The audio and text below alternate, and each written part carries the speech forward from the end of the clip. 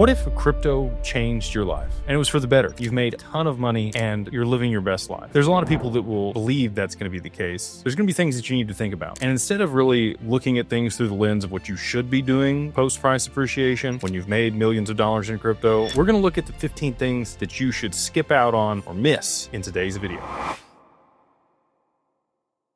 If you're watching this video, there's a good chance crypto has changed your life, or it's about to. And here's the truth most people won't tell you. Making money is easy compared to keeping it. I've watched people hit it big in crypto and lose everything in just a few years, not because they're dumb, but because they made a couple very predictable mistakes. The number one thing that you should not do is post it all over social media. Don't go out there and let everybody know that you've hit it big. The fastest way to lose peace and privacy and leverage is to tell everybody that you got rich. Don't tell anyone. You're going to call 3 people. You're going to call your attorney, you're going to call your CPA or your wealth manager, and you're going to call your spouse. And those are the 3 people that need to know. Outside of that, you need to stay silent. Rich is loud and flamboyant. People that are looking to preserve the wealth over the long term, they keep it quiet. The moment you broadcast it, you invite scammers and lawsuits and family drama and bad actors. You need to move quietly. And look, I'm not saying don't go out and spend some money. Obviously, there will be signs, but the less obvious it is, the better, and the more low-key you can play it, the better you're going to be at avoiding some of the pitfalls that we're going to continue to talk about in this video. Number 2, don't postpone the taxes and paperwork. This one destroys more crypto millionaires than even the bear markets do. Taxes don't disappear just because it's a digital asset. Paperwork that isn't handled doesn't handle itself. You need to be compliant early. You need to track everything. You need to know your cost basis. You need to know what exchanges you bought it on. You need to build structure before the IRS builds a case against you. So please make sure if you are to take large profits, you've budgeted, you understand what the tax implications for that are going to be. You have your basis, you know what the capital gains are, and you know what size check you need to be stroking to the IRS on the other side of that when you pay your taxes in the following tax year. And a lot of people, lottery winners included, they make a bunch of money in a very short period of time. They don't know that it's going to be 30, 40, 50% taxes, depending on if it's short-term income or long-term capital gains. Just be careful out there, understand which it is for you, and make the best decisions early when it comes to taxes. Number 3, and this is the one I think most people have daydreams about, basically telling your boss to go F off, right? If you don't like your job, if you don't get fulfillment from your work, I can understand why people would immediately want to quit their job. Freedom isn't quitting your job. Freedom is optionality. And you need to make sure that the income off of the crypto or the money that you've made is enough to stabilize your lifestyle and continue to build wealth over the long term instead of making an emotional decision to just immediately quit your job. It might suck that you have to stick it out for a month, 2 months, 6 months, whatever it is, in order to make sure that everything is kosher and stabilized so that you can step away. But you have that optionality at any time. You don't have to be there anymore. And you might find that you actually enjoy some of the work that you do because it's no longer the stress of having daily bills and be living paycheck to paycheck. I think some of that would go a long way for people to stick it out just a little bit longer if you do hit it big in crypto or when you hit it big in crypto. Rash exits also create future failures most of the time. You also don't want to burn bridges, right? When you do quit, probably give a 2 weeks notice, allow them some time to replace you. You never know as things progress if you might want to do business with them later on. Number 4, don't give your spouse a reason for divorce. Money doesn't ruin marriages. Misalignment does. And sudden wealth amplifies everything. So if you already have an ego, if you have insecurity, if you have different visions for your life, you're probably gonna have to work through those things. And if you don't build unity and communication, the wealth that you've earned together will eventually get split 50-50. Now, I know that's not a fun topic. People talk about wife changing money. It's not really a game that I think most people should play. If you have a loving partner that has, put up with the sacrifices that you've made, even though they may have done that begrudgingly, and it may have caused frictions and tensions at times, I would highly recommend just getting aligned on the other side of price appreciation in crypto, having a sit down and understanding what their wants and needs are and making sure that you both are happy and you can use the wealth in ways to benefit both of your long-term visions. Number 5, don't upgrade anything before you upgrade your mind. This is a big one. If your mindset is still middle class, your spending will be too. And before upgrading your cars and your homes and the watches and your lifestyle, you need to upgrade your financial education and your advisors and likely your discipline. Wealth without wisdom just evaporates. You want to make sure that you have things structured the right way. You understand how to invest your capital in order to generate additional returns to supplement your lifestyle and replace your income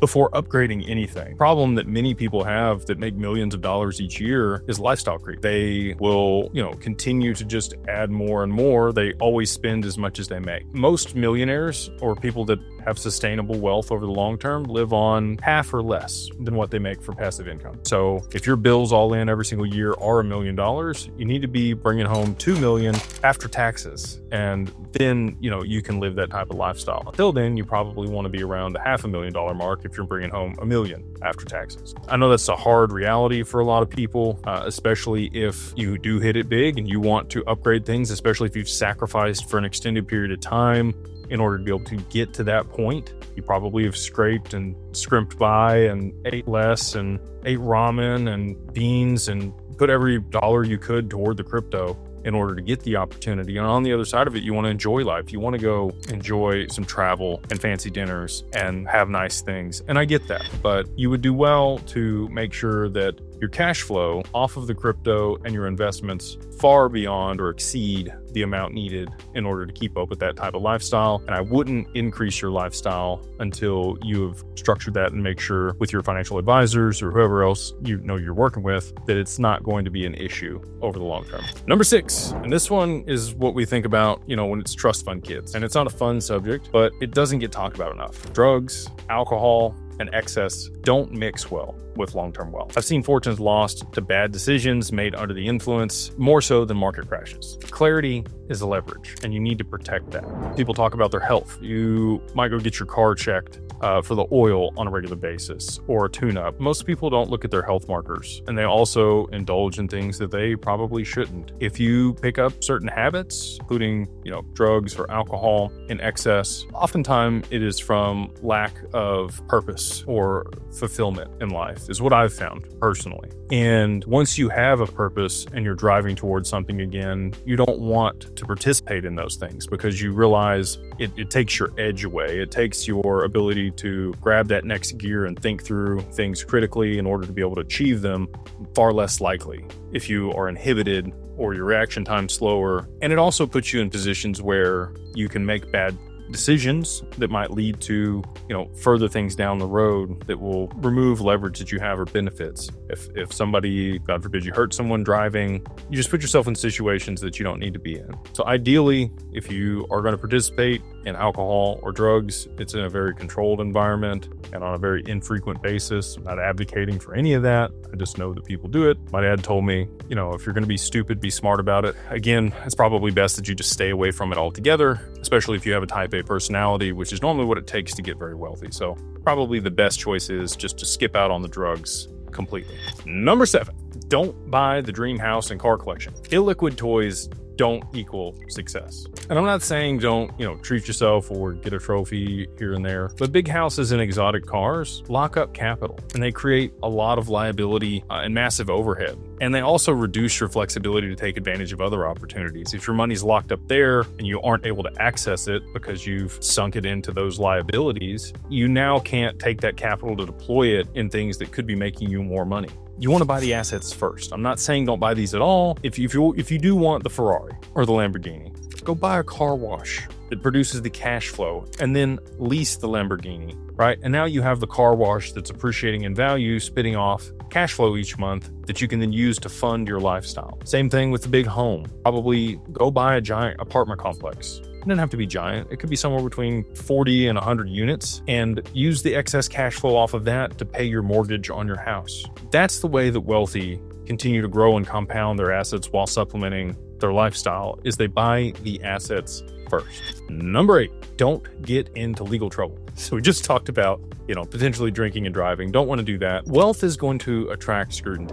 And every shortcut, every gray area, every I'll deal with it later decision becomes amplified when money's involved. You want to operate clean, you want to document everything, and you want to play long game. So a lot of time avoidance is the best option. Don't put yourself in a position to be pulled into a lawsuit. And if you are, segregate that liability. Set up another corporation that's separate of you, that has its own corporate veil, and make sure that that risk is siloed. So if you are going to buy a property, as an example, you would have a holding company that would lease that property to the leasing company or the service company. And when somebody sues the service company, they don't even own the asset. You just close that one, open up another one, lease your property back to that one, and move on with your life. This is a game that people that understand corporate structures play very well, and you always want to mitigate or silo risk when you can. Number 9, don't try to fix everyone's life with money. You can't save everyone. And if you try, you'll end up creating dependency, resentment, and endless requests. Real help is structure, education, and opportunity. Blank checks.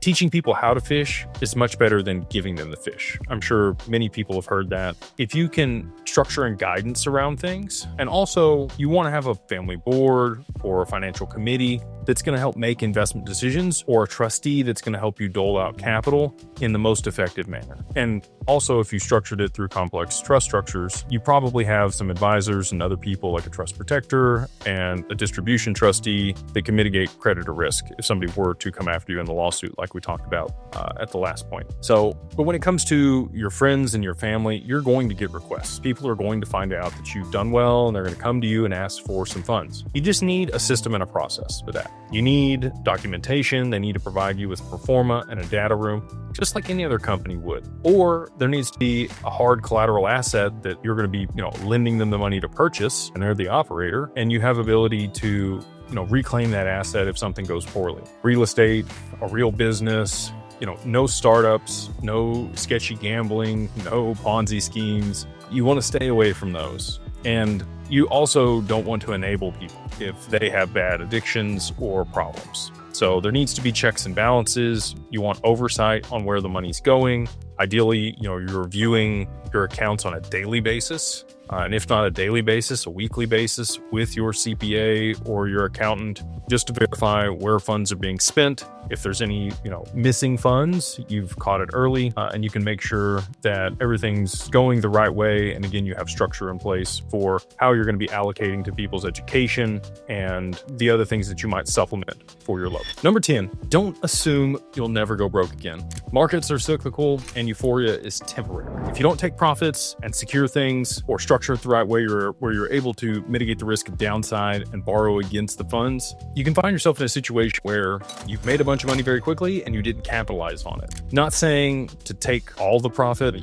Most of the time, in crypto, especially XRP, I think things are going to stabilize over the long term. There's going to be utility for the asset once it's a high value, and you'll be able to borrow against it at very low interest rates because it'll become a tier 1 asset or collateral designated by the DIS. Now, other digital assets, I do think will continue to be cyclical and follow Bitcoin as it goes up and down with the halvings. And over the long term, you probably do want to take profit or borrow against it at the best times. And if you don't learn what you need to, you're probably going to continue to repeat the same mistakes. The families that I work with, their number one objective is always to preserve capital. It's return of capital and then return on capital, because you should only have to get rich once. But they know that it can all be taken away very quickly. It doesn't take but one lawsuit, one divorce, one late tax bill, one property with an incident.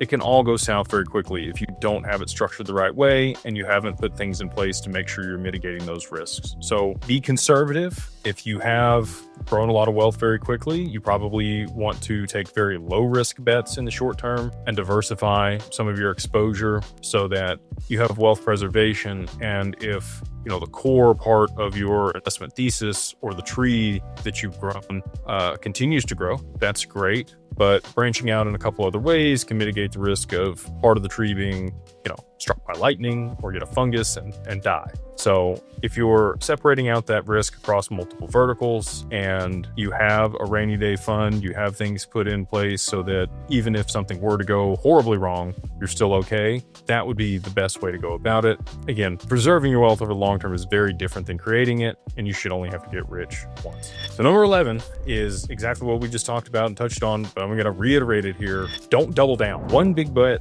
doesn't justify the next big gamble. Concentration risk feels smart until it isn't. Diversification isn't weakness, it is wealth preservation. There's a reason that Kevin O'Leary only allocates 20% of his total portfolio in one sector and only up to 5% of his total portfolio in one investment. When you have diversified your risk across that large a swath in the economy, even when there's, downside in one sector, you're going to have an upswing in another. And you want uncorrelated or even inversely correlated bets across your diversification. And this is going to protect you from the downsides so you can continue to stay in the game. Again, wealth preservation over wealth creation after you've already become very wealthy. You don't want to put it all on red. I've seen this happen. So one of the examples I could give you is there was a gentleman that I watched who made a bunch of money in ETH. He had gone to prison for 5 years and got out of prison, and he found his Ethereum in the top of his closet where he had left it. He was a billionaire. And he took all of that money or the majority of it, he staked it in Aave, borrowed against it, staked that again, borrowed against that. So he's got about, call it 2.7 times his original $1 billion-ish that he had. And he put all of that in UST, generating 20% at the time, or Luna. And we all know what happened to Luna. So don't do something similar to that, right? Even if you have domain expertise in a specific area, Warren Buffett is a great example. He does have consolidated interest in specific companies. There's 4 or 5 of them, right? He's got Coca-Cola, See's Candy, Geico, Apple, and then banks. That's still pretty consolidated, but there is some diversification there. And there's very different industries that he's participating in. One's a technology firm or infrastructure, if you want to call Apple that. You've got insurance for Geico, and then you've got consumer goods where there's significant margins for both Coke and See's Candy. So not saying don't continue to stay in crypto if that's where you make your money, but you should probably look to diversify into some other asset classes on the other side of that, just to hedge against the volatility, especially if you're in crypto. Number 12, don't become your family's emergency fund. You didn't become wealthy to become anyone's ATM. Once you fill that role, it never ends. You want to support people strategically, not emotionally and not reactively. So again, we want to put systems and processes in place for how people can access capital from the family if they're part of the family. And if they are friends or associates, you want to make sure that you have systems and procedures for them to present something to your financial committee or the family board, and there's a vote and a standard for which you appropriate capital. If it's willy-nilly and at your discretion and it's at your fingertips and people come ask and you tell them no, you might do it just to avoid hard conversations. Just hand them the money. You're teaching them the wrong things. Again, you want to educate them and you want to have boundaries in place for your family, friends, and really everyone that's going to participate with the funds and the wealth that you've created. Number 14, don't try to win back time with a bender. You can't make up for lost time with excess. Parties and trips and indulgence, they don't replace purpose. We talked about this earlier. If you don't have a purpose or fulfillment, you don't have health, you don't have your family or meaningful work, you're probably going to put yourself in a position where you self-sabotage. You want to continue growing. You want to continue innovating. You want to continue building in a way where you're preserving your wealth over the long term, building a life that you want to be with every single day and participate in and not escape from with, all of the indulgence and drugs and trips and parties and things away from your friends and family. You have the resources now to build the life that you want. And again, not saying don't have fun or do those things. The people that I've seen successful over the long term, they prioritize these 3 things: health, family, and meaningful work, whatever that is for you. And if you can do that, you can still supplement it with a little fun every now and then. But those should be at the core of what you're thinking about on a daily basis and how you operate.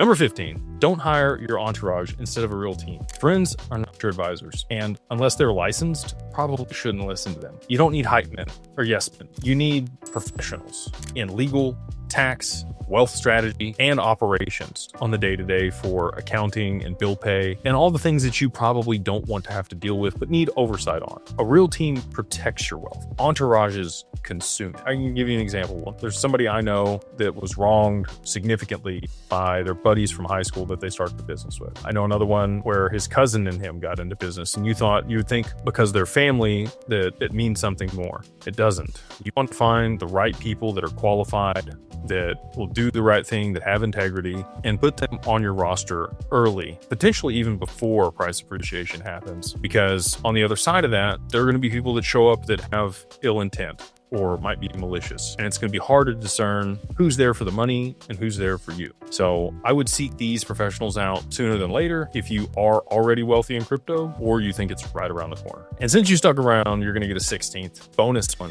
Don't confuse attention with love. Attention feels good, but it's transactional. When the money slows down and the crowd disappears, you want to measure those relationships for who stays when there's nothing beating. And again, talk about not getting a divorce or not putting yourself in situations where people can take advantage of you, providing boundaries. All those things are stuff that you're going to have to deal with when you come into a large lump sum of money. Irrespective of, how much you broadcast it over the long term, there will be people that find out and come out of the woodwork and do ask you for things. So just know, who's there that are real. And ideally, you got friends that are on the same level as you. We have a mastermind group, a community. Beyond Broke is the website. There's over 18,000 people there that have aligned interest in crypto and are all going to be very wealthy. And the whole benefit there is you can go hang out and spend time with people that don't need your money. They don't expect you to pay for things. They have their own money. They can afford that and the time in order to be able to get away and do things separate of, the day-to-day.